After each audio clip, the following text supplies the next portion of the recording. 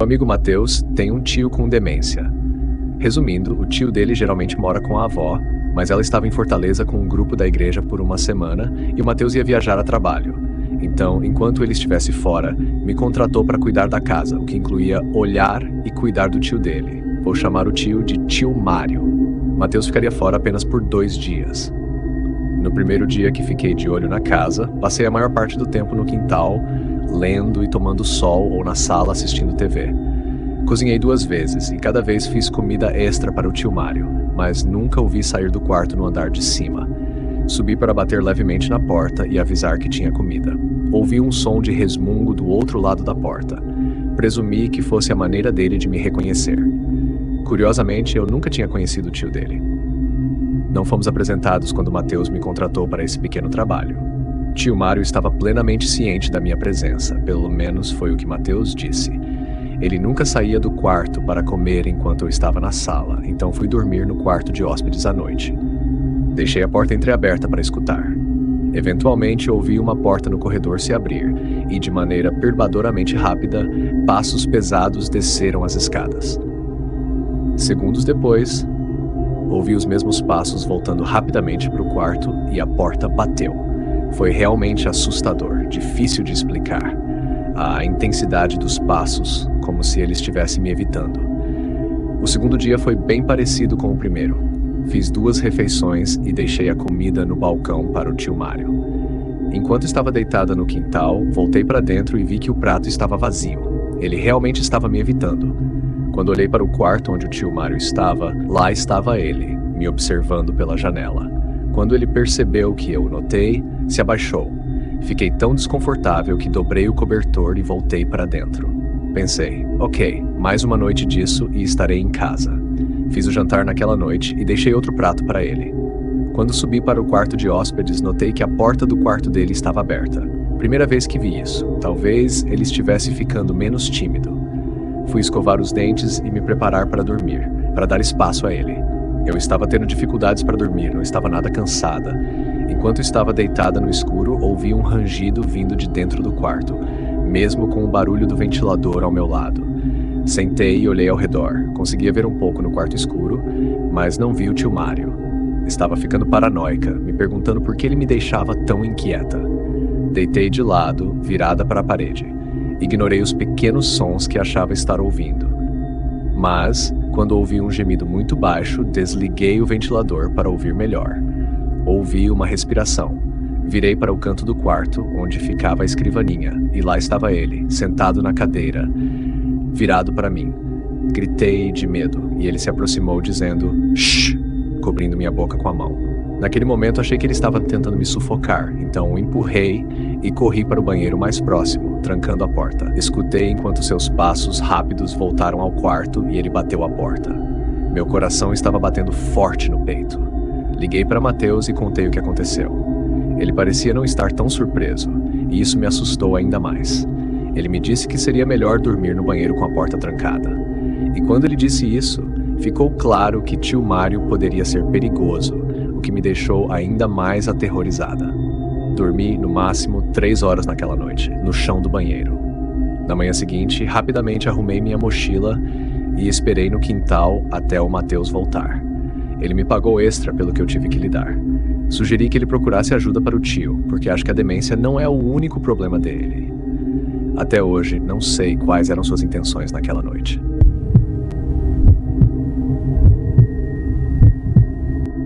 Meu pai costumava nos contar uma história assustadora de quando ele tinha cerca de 20 anos, algo que ele jurava ser real.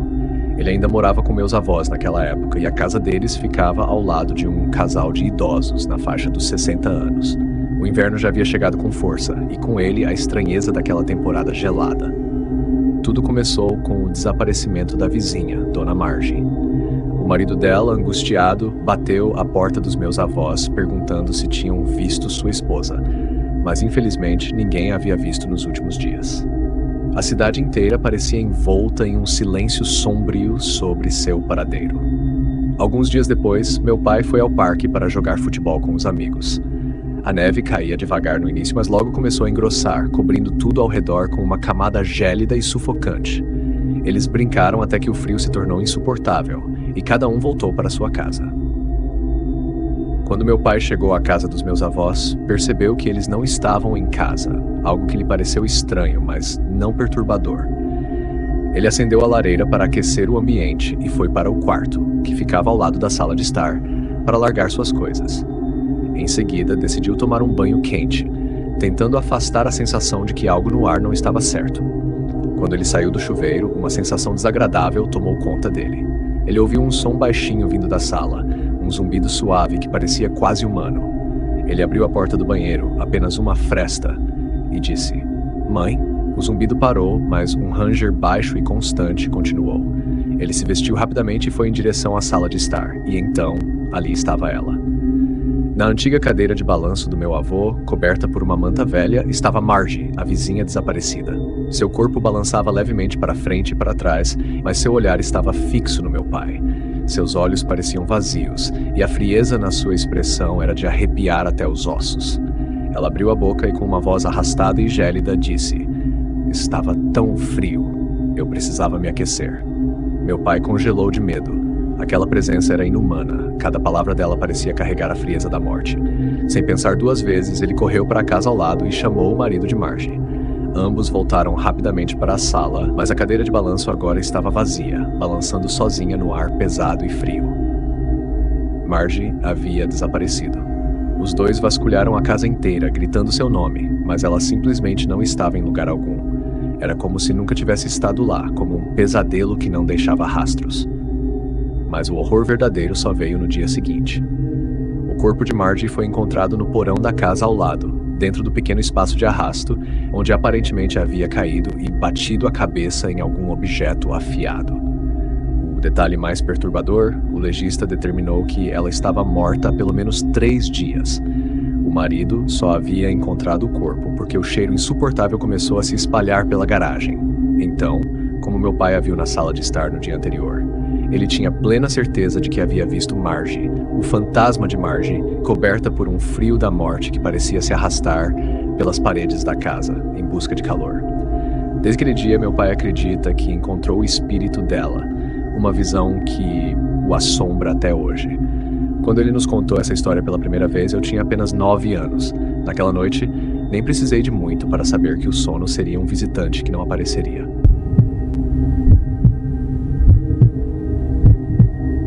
Havia muitos protestos do Black Lives Matter acontecendo na minha cidade. Antes de continuar, quero deixar claro que apoio totalmente o movimento. No entanto, essa é a minha opinião pessoal. Saquear e vandalizar não é aceitável, e quem se envolve nessas ações não deve ser associado aos manifestantes pacíficos. Infelizmente, porém, no meio dos protestos, havia saqueadores e vândalos se escondendo à vista de todos. Algumas noites atrás, várias lojas e casas na cidade vizinha foram invadidas e roubadas, com janelas de carros destruídas. Corriam rumores, vindos da polícia e entre amigos, de que nossa cidade seria o próximo alvo. Com isso em mente, naquela noite, decidimos ficar acordados um pouco mais tarde do que o habitual. Enquanto assistíamos a um filme em família, ouvimos gritos vindos de fora. Corremos até a janela e vimos um grupo de jovens mascarados caminhando pela rua. Eles não estavam carregando cartazes ou nada relacionado aos protestos, apenas fazendo muito barulho e, pelo som, xingando bastante. Apesar disso, não pareciam estar destruindo nada, então voltamos para o filme. Depois, meus pais foram dormir e eu fiquei no meu quarto jogando videogame com meus amigos, usando um fone para conversar com eles. Eventualmente, me cansei e desliguei o console, descendo para pegar um copo de água. Ao passar pelo meio andaime que levava até o escritório da minha casa, notei algo estranho no carpete, perto da janela. Desci para ver o que era e, ao me aproximar, percebi que o vidro da janela estava quebrado, mas todo coberto com fita adesiva. Alguém havia preparado a janela para ser quebrada em silêncio. Corri até o quarto dos meus pais para chamar meu pai. Ele ficou pálido ao ver a janela e imediatamente ligou para a polícia. A resposta foi demorada e meu pai comentou que tivemos sorte da linha não estar ocupada, já que os chamados ao 911 estavam disparando recentemente. Quando os policiais chegaram, revistaram a casa e não encontraram sinais de roubo ou invasão. No entanto, eles tiveram que atender outro chamado em menos de 20 minutos e disseram que deveríamos ligar novamente se algo mais acontecesse. Meu pai e eu decidimos dormir no escritório, perto da janela quebrada, para evitar que algo mais ocorresse. Minha mãe voltou para o quarto dela. O tempo passou devagar e meu pai acabou adormecendo. De repente, senti um vento gelado batendo no meu rosto, vindo da abertura onde antes estava o vidro da janela. Olhei para fora, mas não vi nada. Mesmo assim, ouvi um ruído vindo do andar de cima. Pensando que fosse minha mãe, subi meio andar até a cozinha e percebi que o barulho vinha de mais acima. Logo, percebi que o som vinha do sótão. Com o coração acelerado, fui até o quartinho que dava acesso ao sótão. Abri a porta lentamente, revelando a escada curta que levava ao espaço escuro acima. Estranhamente, os barulhos cessaram no instante em que a porta foi aberta. Subi lentamente alguns degraus, tentando escutar.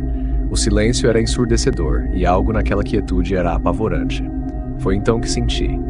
Fios do meu cabelo foram movidos suavemente, como se dedos invisíveis os acariciassem. Meu corpo inteiro congelou quando ouvi um som baixo, como uma risada rouca e grave, que reverberava no espaço ao meu redor. O medo tomou conta de mim e soltei um grito chamando por meu pai. Desci as escadas correndo, encontrando-o na metade do caminho, já na cozinha. Ele não subiu para o sótão, preferindo ligar para a polícia mais uma vez. Desta vez, enquanto esperávamos, ouvimos passos e ruídos abafados vindo do sótão. Os policiais chegaram, entraram com as armas em punho e logo o encontraram. Eles saíram do sótão com um homem estranho de idade avançada, usando uma máscara que cobria seu rosto. Ele olhou para mim e minha família enquanto era levado, rindo de uma forma que ecoava em meus pesadelos. Quando os policiais o questionaram, ele admitiu sem hesitação que estava assistindo às notícias sobre os saques e queria entrar na diversão. Disse que se escondeu no sótão porque acreditava que as pessoas guardam seus itens mais valiosos lá. A maneira como ele falava, sua postura, tudo nele indicava que algo não estava certo. Ele não era só um vândalo, era um homem perturbado, talvez completamente insano. Quando me lembro de sentir aqueles dedos frios no meu cabelo e ouço de novo aquela risada sádica em minha mente, sei que isso vai me assombrar para o resto da vida. E uma coisa é certa, nunca mais me sinto seguro no sótão.